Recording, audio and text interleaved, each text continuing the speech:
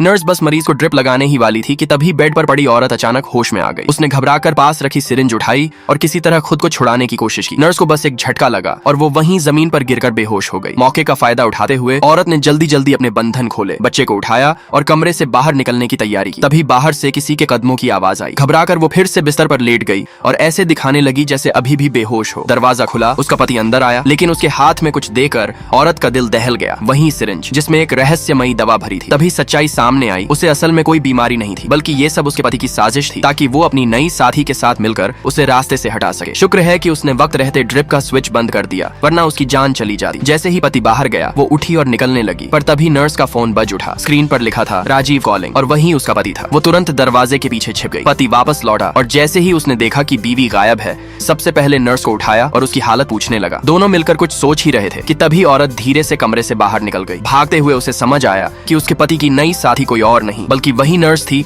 जो रोज उसकी देखभाल का नाटक कर रही थी। लेकिन वो ज्यादा दूर नहीं जा पाई, दोनों उसके पीछे पीछे दौड़ पड़े। उसने रोकर समझाने की कोशिश की, मगर दोनों किसी भी हालत में उसे छोड़ने को तैयार नहीं थे। तभी पुलिस समय पर वहां पहुंच गई। पति ने तुरंत झूठ बोलना शुरू कर दिया कि उसकी बीवी को मानसिक बीमारी है और वो उसका इलाज करवा रहा है। नर्स भी उसकी बातों का साथ देने लगी, पर पुलिस वाले अचानक उसकी तरफ बढ़े, फिर पलटकर सीधे पति को पकड़ लिया। दरअसल औरत पहले ही छिपकर पुलिस को खबर दे चुकी थी और घर के फोटो फ्रेम में गुप्त कैमरा लगाकर दोनों की सारी चाल रिकॉर्ड कर ली थी। सबूत साफ थे, बच निकलना नामुमकिन था। आखिरकार दोनों को उनके किए की सजा मिली और औरत ने अपनी समझदारी और हिम्मत से खुद को और अपने बच्चे को बचा लिया। लाइक सब्सक्राइब कर देना, भगवान आपको बहुत खुशी देगा।